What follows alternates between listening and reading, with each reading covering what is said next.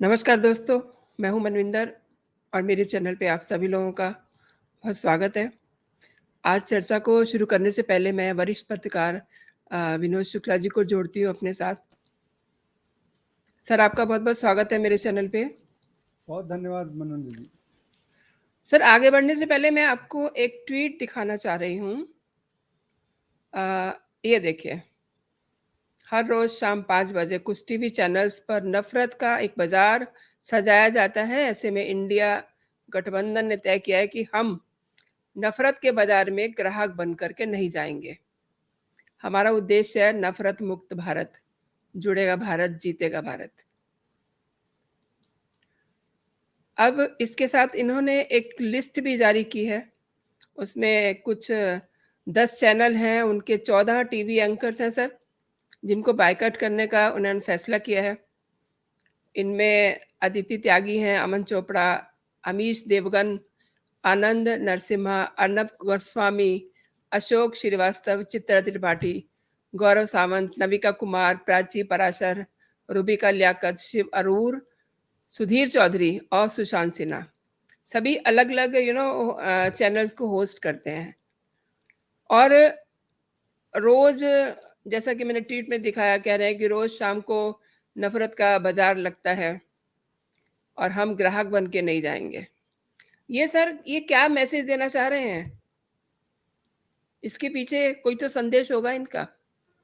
देखिए मनिंदर जी, जी, मुझे लगता है कि जिस रास्ते पर ये जो जो जो राह जी। कांग्रेस ने पकड़ रखी थी, अब हुँ, वही राह पूरा इंडिया गठबंधन को पकड़ा दिया गया है। जी, और वो वही बात कर रहे हैं जो राहुल गांधी करते थे, नफरत का बाजार। और ये जी, आप कहने के लिए आप कह रहे हैं कि जो लोग ये कुछ एंकर्स को आप बैन कर रहे हैं, मतलब ये कि आप ही बहिष्कार कर रहे हैं उन लोगों को, मीडिया जी, को बोलने की स्वतंत्रता से वंचित कर रहे हैं। जी, जी, एग्ज़ैक्टली। और कुछ आपके गिने चुने लोग हैं जो आपके मुंह पर जो सेक्युलर सेक्युलर भजन गाते रहे हैं, जो हुँ, हुँ। दरबारी मीडिया है, जो दरबार में जा करके आपके लिए आप कोर्निश करता था और आपके कसीदे करता था, आप उन्हीं के पास जाना चाह रहे हैं। तो ये जो ढोंग है ना, वो धीरे-धीरे एक के बाद एक साफ होता जा रहा है कि ये किस जी, तरह का ढोंग करते रहे हैं। और सबसे ज़्यादा गाली-गलौच तो यही लोग करते हैं चैनल पे जा कर जी, के। जी, जी। जी। सर, इंडिया अलायंस ने एक एक बात इसमें कही है कि हम मतलब बाज़ार लगता है। बाज़ार लगता है मीन्स मतलब क्या चीज़ बिकाऊ है, क्या चीज़ खरीदी जा रही है, ये क्या मैसेज दे रहे हैं? हमें ना मतलब क्या खबरें पैसे लेके आप समझ रहे हैं मैं क्या कहना चाह रही हूँ, दर्शक भी समझ रहे हैं, नहीं, क्या नहीं, है ये? नहीं, नहीं, नहीं, नहीं, देखिए देखिए, ये मुझे लगता है कि ये कुंठा वाली बात है कि बाज़ार लगता है। हुँ, कल हुँ, तक तो सब कुछ ठीक था, जब सारे लोग आपके साथ थे, आपके बारे में बात करते थे। जब हुँ, हुँ। लोगों ने आप पर प्रश्न चिन्ह करना शुरू किया, तो आपको नफ़रत का बाज़ार लगने लगा और वो बाज़ार लगने लगा। जी, मीडिया के साथ दुर्व्यवहार की जितनी ज़्यादा घटनाएँ, आप रिसेंट उदाहरण देख लीजिए। जी, जिस तरह से कर्नाटक की सरकार ने सुधीर चौधरी के खिलाफ एफआईआर किया है, उसके पहले छत्तीसगढ़ पुलिस ने एफआईआर किया था, राजस्थान पुलिस ने एफआईआर किया था। और राजस्थान छत्तीसगढ़ की पुलिस तो नोएडा तक पहुंच भी गई थी। जी, तो ये इनकी प्रवृत्ति है, ये लंबे समय से है। राजीव गांधी ने प्रेस को अ, प्रेस को दबाने के लिए किस तरह से कानून लाया था। जो पहला अमेंडमेंट था संविधान का, वो किस तरह से स्वतंत्रता को लेकर के, बोलने की जी, स्वतंत्रता के खिलाफ था। और जी, आप इमरजेंसी को याद कीजिए, इमरजेंसी तो सबसे बड़ा हो रहा। तो जी, जी, ये ऐसा करते रहे हैं, ये खाली इस जी, बात जी, का ढोंग करते रहें कि चूँकि इनको इस बात की आदत नहीं है कि कोई इनसे प्रश्न करे। जी, ये ये ये उस आदत को अब तक वो स्वीकार नहीं कर पाए हैं कि वो शासन में नहीं है और उनसे प्रश्न किया जाएगा और उनके जी। पुराने कुकर्मों पर प्रश्न किया जाएगा। हुँ। और अच्छा। और जी। जी, जी, आप कैरी ऑन। नहीं, वो उतना ही नहीं, जो जो इन्होंने किया है उस पर प्रश्न किया जाएगा। और आप खाली बातें ही करते रहेंगे, आपके पास कोई रोड मैप नहीं है, कोई फॉरवर्ड लुकिंग प्लानिंग नहीं है, तो क्या आपसे प्रश्न नहीं किया जाएगा? हुँ, क्या हुँ। इस तरह की बात नहीं होगी? एक एक रिपोर्टर, वो मनीष ठाकुर है, जिसने जी, यूट्यूबर है, वो अब तक जेल में बंद है और उसपे ऐसी धाराएँ लगी हुई हैं कि उसकी ज़मानत नहीं हो रही है। जी। तो ये सारी चीज़ें हैं और ये जो I.N.D.I.A जी, है, जी। इसका अपना एजेंडा है और उस एजेंडे में अगर जो सूट नहीं करता है, ये उनके खिलाफ इसी तरह की रिग्रेसिव रणनीति, रिग्रेसिव आइडियाज़, रिग्रेसिव स्ट्रैटेजी अपनाएँगे। जी। एक और बात है सर, हमेशा राहुल गांधी प्रेस की आज़ादी की बात करते हैं और कई बार तो ये भी बोलते हैं कि नरेंद्र मोदी जी ने जो है मीडिया को अपने हाथ में रखा हुआ है। इस तरीके की बातें करते हैं, लेकिन आज जो ये बात हुई है, इससे नहीं लगता कि कांग्रेस के जो पूर्वज थे, यानी कि राहुल गांधी के जो पूर्वज हैं, उन्होंने भी यही काम कहा। हालाँकि आपने टच किया है उसको थोड़ा-सा, मैं चाहूँगी कि दर्शकों को वो हालात बताइए, इंदिरा गांधी वाले हालात, राजीव गांधी वाले हालात, थोड़ा-सा उस पे रोशनी डालिए। ठीक है, देखिए नेहरू जी ने भी फ्रीडम ऑफ स्पीच को सप्रेस करने के लिए बहुत सारे किए, बहुत सारी किताबें बैन की, मजरू सुल्तानपुरी को बैन किया जी, उनको तो जेल है। में डाल दिया था।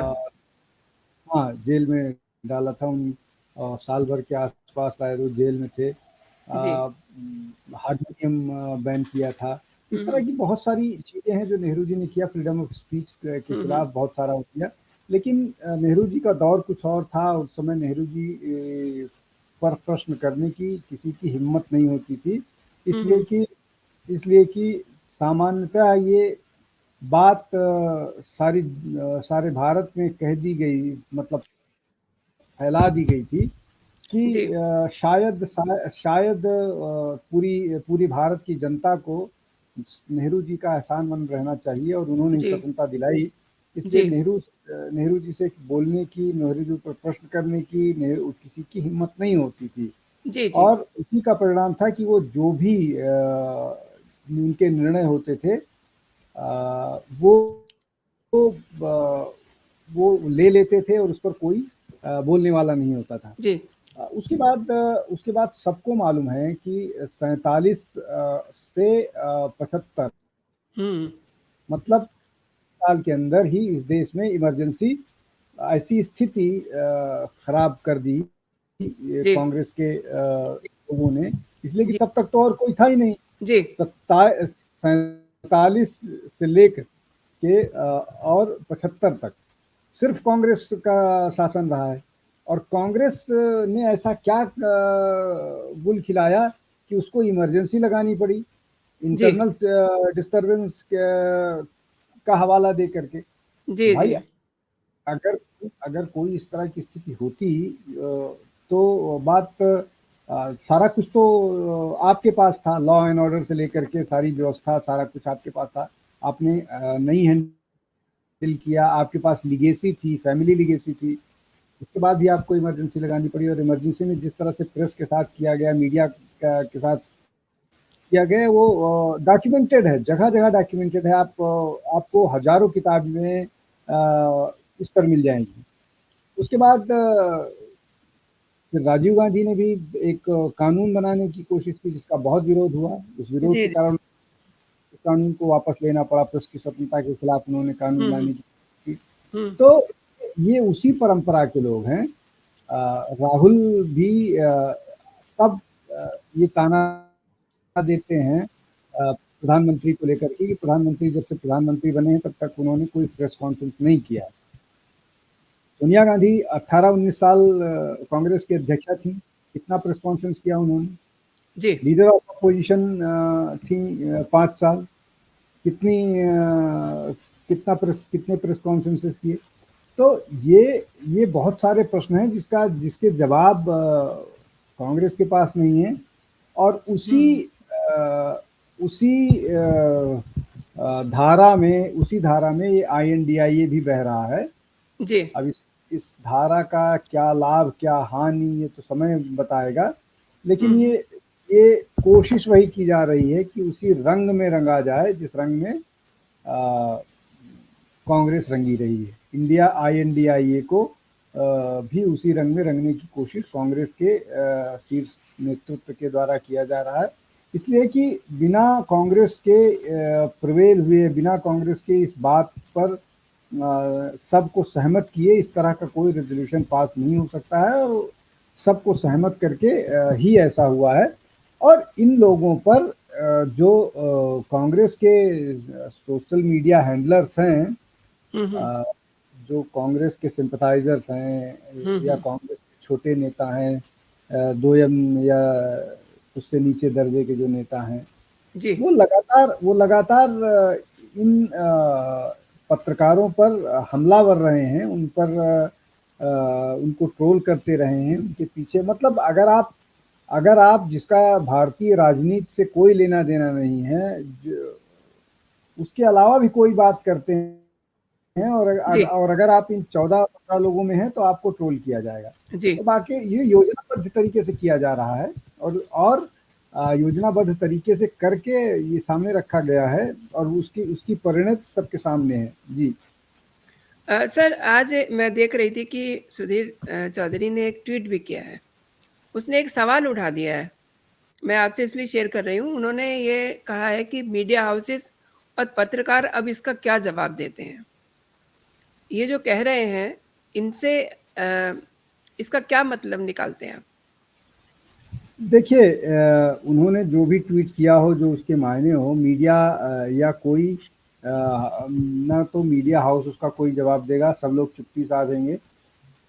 2-4 जर्नलिस्ट जरूर बोलेंगे, जैसे सुशांत सिन्हा का नाम है, सुशांत सिन्हा ने बोला है कि आप ये लड़ाई जारी रखिए। अशोक श्रीवास्तव ने बोला है। इस तरह से लोग बोलेंगे, बहुत सारे लोग तो चुप रहेंगे, लेकिन बहुत सारे लोग बोलेंगे, इसका जवाब देंगे, और बहुत सारे लोग इससे बिना डरे, अब अर्णव का अपना चैनल है तो आप उस पर कोई पाबंदी कर नहीं सकते हैं, वो अपने हिसाब से जो भी उचित लगेगा, जिस तरह से भी इसका जवाब देना होगा वो देंगे।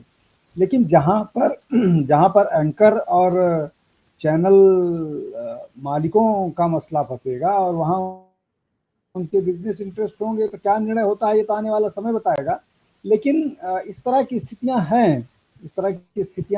देखिए, एक और बात समझ लीजिए कि अगर ऐसी बात कही जाती है कि उनके यहाँ मत जाइए, या उनके ऐड जहाँ पर हैं इन i.n.d.i.a के जिन लोगों के ब्लॉक के सरकारें जहाँ पर हैं, वो लोग ऐड नहीं देंगे और अपने रिप्रेजेंटेटिव नहीं भेजेंगे, तो इसका उल्टा भी तो हो सकता है। जहां बीजेपी है वो भी रोकेगी अपने उस पे। और उसके अलावा अगर आप पर प्रश्न किया जा रहा है और आपका कोई प्रतिनिधि जवाब देने के लिए नहीं तैयार है, जो जवाब देने के लिए नहीं जा रहा है, तो आप अपना नुकसान कर रहे हो, आप अपनी बात नहीं रख पाओगे। इसका मतलब आप उसकी स्वीकृति दे रहे हो, आप उसको स्वीकार कर रहे हो जो आपके बारे में कहा जाता है। तो ये कोई बहुत अच्छी स्ट्रेटजी नहीं है। ये जिस तरह से भी निर्णय लिया गया है, कोई अच्छी स्ट्रेटजी नहीं है, और इसके परिणाम जो वो सोच रहा है अलायंस INDIA ब्लॉक, उसका उल्टा भी हो सकता है। ये उनके लिए उनका जो जनमानस, जो वो एक जन समर्थन बनाने की कोशिश कर रहे हैं, वो जन समर्थन उनको उल्टा भी पड़ सकता है। फ़ायदा कहाँ से होगा ये अब तक मैं नहीं आकलन कर पाया हूँ कि किस तरह से उनको फ़ायदा होगा। अगर आप डेमोक्रेसी में अपनी बात जनता के सामने नहीं रख रहे हैं जिस भी माध्यम से, शायद उनको लग रहा है कि सोशल मीडिया पर जो खबरें आ रही हैं कि सोशल मीडिया पर 4-5 लाख कार्यकर्ता काम कर रहे हैं INDIA गठबंधन के लिए। अगर सोशल मीडिया के 4-5 लाख लोग हैं जो उनको काम करके और वो कर पाएंगे तो बहुत अच्छी बात है। अगर उनका आकलन इस तरह का है और वो इतना कॉन्फिडेंट हैं, तो फिर तो कोई चिंता की बात नहीं है उनके लिए। सर एक चीज़ और जानना चाह रही हूँ, आप लंबे समय से पत्रकारिता में हैं और मैं भी काफ़ी लंबे समय से इस क्षेत्र में हूँ। आपको लग रहा है कि कुछ पत्रकारिता में भी कुछ गिरावट आई है? और ये कब से गिरावट आई है? देखिए,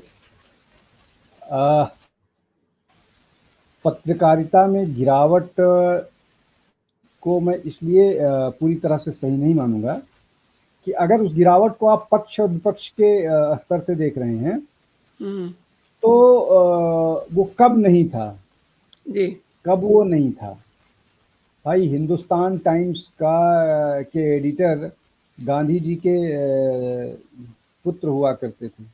जी। अब गांधी जी के पुत्र क्या कभी कांग्रेस की खिलाफत करेंगे? ऐसा तो संभव नहीं है, कांग्रेस की ही बात करेंगे। हुँ, हुँ। बहुत बहुत सारे अखबार वो है जो जिनको कांग्रेस का शरण था, बाद में चैनल्स को कांग्रेस का वो था।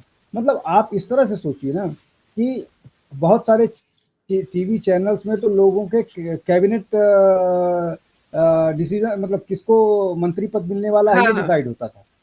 जी, तो बिल्कुल, बिल्कुल। जब तो आप डिटेरियोरेशन कब बात कर रहे हैं? मतलब ये 48 में डिटेरियोरेशन हुआ, 70 में डिटेरियोरेशन हुआ, 70 में डिटेरियोरेशन हुआ, या 85 में डिटेरियोरेशन हुआ, या 2014 के बाद?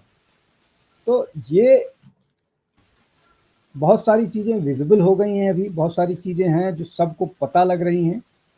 अन्यथा जो सरकार का पक्ष लेने वाले और सरकार के खिलाफ लेने, दोनों तरफ लोग थे।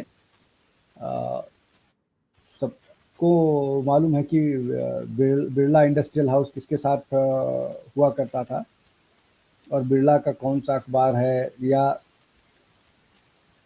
एक्सप्रेस को भी अगर हाँ। वो किया जाए, या हुँ। हिंदू हिंदू का जो उनका अपना एक जो एडिटोरियल जी। पॉलिसी है वो किस तरह से काम करती है। हुँ, हुँ। इसमें इसमें इसमें कोई किसी चीज़ को स्पष्ट करने की ज़रूरत नहीं है, सब अपने आप स्पष्ट है। तो ये कहना कि ये आज से 70 साल पहले नहीं था और आज अचानक हो गया, अगर आप उसको इस दृष्टि से देखते हैं कि सरकार के साथ और सरकार के खिलाफ, जी। अन्यथा अन्यथा अन्यथा निश्चित तौर पर डिटेरियोरेशन तो हुआ ही है। डिटेरियोरेशन शायद 50 से वो एक ग्रेजुअल प्रोसेस है। 50 जी। से 60 में थोड़ा हुआ, 60 से 70 में थोड़ा हुआ, 70 से 80 में थोड़ा हुआ। बहुत सारी चीज़ें दिखने लगी। नहीं तो अब वो इतना ज़्यादा हो गया है कि ज़्यादा दिखने लगा है। लेकिन ये पक्ष-विपक्ष का मामला हमेशा से रहा है। जी। और ये आप इसको इंडिपेंडेंस से पहले की भी बात कर सकते हैं। बहुत सारे अखबार ऐसे थे जो अंग्रेज के साथ अंग्रेज़ों की पॉलिसी के साथ थे, और हुँ, हुँ। बहुत सारे ऐसे थे जो स्वतंत्रता सेनानियों ने भी शुरू किए थे, वो अंग्रेज़ों की पॉलिसी के खिलाफ, और शुरू ही से लिए किए गए थे कि अंग्रेज़ों की पॉलिसी का विरोध करना था। तो ये जी। पक्ष और विपक्ष तो हमेशा से रहा है। जी। रही रही बात, बहुत सारे और मसले हैं, बहुत सारी और चीज़ें हैं जो जो निश्चित तौर पर उस पर वो एक बड़ा मसला है। जी। उसको तो स्वीकार करना चाहिए, पत्रकार होने के नाते मुझे आप सबको स्वीकार करना चाहिए कि वो एक क्षरण डिटेरियोरेशन हुआ है। और ये काफ़ी ट्रोलिंग हो रही है इस बात को लेकर के कि ये जो इंडी अलायंस है, इन्होंने सनातनी पत्रकारों के कारण जो है ये ऐसा एक मैसेज दिया है, ऐसा एक बात कही है। आप कितने सहमत हैं इससे? क्योंकि ये देखिए, अक्सर ये कहते हैं कि शाम को जो डिबेट्स होते हैं उसमें हिंदू-मुस्लिम करते हैं। कितने देखिए सहमत हैं आप मुझे इससे? मुझे मुझे तो इस तरह की जो जानकारी है उस हिसाब से इस जो सूची सोशल मीडिया पर चल रही है, मेरे पास कोई रिपोर्ट नहीं आई है जो इन जी। लोगों ने जारी की है, ना मैंने जानने की कोशिश की। उस रिपोर्ट में वो अभी जो भारत 24 जिन्होंने ज्वाइन किया है, जी, वो एंकर रूबिका, रूबिका। रूबिका रूबिका लियाकत, उनका भी नाम है। हुँ, एक सम जैकब हैं, उनका भी नाम है। तब हुँ, ये सनातनी अगर ये भी सनातनी हैं और सनातन के कारण विरोध कर रहे हैं, तो देखिए मसला मसला ये इसका धर्म से रूबिका ज़्यादा ने तो राजनीति। सर सनातन होने की वजह से ही आर भारत को जॉइन किया ना, उनको वहाँ प्रॉब्लम हो रही थी, तो ये बात तो ज़ाहिर हो गई ना। अ, नहीं, तो मैं आप के फैक्ट्स हो सकते हैं कि उन्होंने शायद वहाँ पुराने चैनल में उनको प्रॉब्लम हो रहा हो और इसीलिए उन्होंने ये चैनल ज्वाइन किया और उनके अपने जो जो उनका सोचने का नज़रिया है, उस नज़रिए के कारण उनको दिक्कत हुई, उनको छोड़ना पड़ा। लेकिन ये जो बात कही जा रही है कि ये सनातन का मसला है, ये मसला सनातन का नहीं है, मसला ये आइडियोलॉजिकल है। अब उसमें आइडियोलॉजी को आप किस तरह से जी। को आइडेंटिफाई कीजिएगा कि ये सनातन का मसला है, हुँ, हुँ। ये सेकुलरिज्म वर्सेस मतलब अपीजमेंट वर्सेस जी। ये अपीजमेंट के खिलाफ मसला है, ये हुँ, हुँ। नेशन का मसला है, ये भारत वर्सेस इंडिया का मसला है। हुँ, हुँ। ये बहुत सारी चीज़ें हैं जो जो चर्चा में आते रहेंगे, जो जी, चर्चा में आते रहेंगे, लेकिन ये सनातन के खिलाफ ये लड़ाई कैसे लड़ पाएंगे ये मुझे नहीं समझ में आ रहा है। वो तो पॉलिटिकल लड़ाई है, उस पॉलिटिकल लड़ाई को पॉलिटिकल पार्टी को ही लड़ना होगा। जी। जी। ये मैं आपको एक बार फिर से ये ट्वीट दिखा रही हूँ। अ, आप देखिए इसमें नफ़रत के बाज़ार में ग्राहक बन कर के नहीं जाएँगे। तो ये सर क्या ये साउंड करता है कि पत्रकार जो है वो जस्ट लाइक फॉर सेल ये साउंड कर रहा है ना ये? अलायंस का ये जो कहना है वो ये साउंड कर रहा है। क्या कहते हैं आप? चलते-चलते इस पे भी बात कर लें। नहीं नहीं, वो मुझे तो ये लगता है वो ये कह रहे हैं कि ये जो जो बाजार लगी हुई है उस बाजार में हम नहीं जाएंगे, हम उस हुँ। बाजार में खरीदार बन के नहीं जाएंगे। मतलब उनका इशारा खरीदार जो ये है खरीद कि ये सारे, खरीदार हाँ बन के नहीं जाएँगे। हाँ हाँ, ये सारे ऐसे लोग हैं जो शायद खरीदे जा चुके हैं, बाजार में थे और बाजार में इनकी लेकिन हम उस बाजार में नहीं जाएंगे। हुँ, हुँ। ये फिर मैं कहूँगा ये उनका अपना सोचने का नज़रिया है, और इस तरह का कंटेम्प्ट वाला भाव हमेशा से रहा है। जो एक राजा वाली प्रवृत्ति थी कि हम हैं राजा, हमारे पर कोई प्रश्न नहीं लगा सकता है, वो मानसिकता एक है। उस मानसिकता का कोई जवाब नहीं है। उस मानसिकता से निकलना खुद पड़ेगा कांग्रेस के टॉप लीडर्स को, विशेष रूप से गांधी परिवार को। उसका कोई दूसरा जवाब या दूसरा तरीका नहीं है। देखिए माइंडसेट का मसला है, इस माइंडसेट से आपको खुद निकलना पड़ेगा। कोई दूसरा आदमी ना आपको इसमें सीख दे सकता है, ना कर सकता है। आपको अपने आप को भारत का नागरिक मानना पड़ेगा, जनता के सामने जाना पड़ेगा, चुनाव लड़के आना पड़ेगा। चुनाव में आपको परिणाम आपके अनुकूल मिले तो आप शासन सत्ता संभालिए, राज कीजिए, मतलब जनता के कल्याण का काम कीजिए। और नहीं तो जिसको जनता ने मैंडेट दिया है, उसके मैंडेट को जब तक के लिए मैंडेट दिया है स्वीकार कीजिए। आप उसके काम पर, उसके काम करने के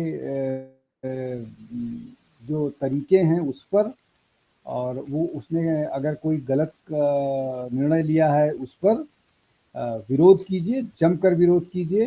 जितना तीखे तरीके से हमलावर हो सकते हैं हमला कीजिए, लेकिन किसी पर पर्सनल अटैक करना, किसी को किसी से किसी के प्रति घृणा भाव रखना, इस चीज़ को भारतीय जनता स्वीकार नहीं करती है। इसको सबको मान लेना चाहिए। आप जिस तरह से भाजपा के नेताओं और विशेष रूप से प्रधानमंत्री के बारे में घृणा भाव विपक्ष के लोग रखते हैं, और वो घृणा भाव रिफ्लेक्ट होता है, वो कहीं से भी विपक्ष को कोई फ़ायदा देने वाला नहीं है। ये मतलब ये मेरी अपनी जो समझ है, जितना मैं जी। राजनीति देख पाया हूँ, अब तक समझ पाया हूँ, वो संभव नहीं है। आप सर ठीक कह रहे हैं उसके क्योंकि लिए आप ये पीएम मोदी को नफ़रत करते-करते इस हाल तक पहुँच गए हैं कि ये देश को भी देश के मान का भी इन्हें ध्यान नहीं रहता।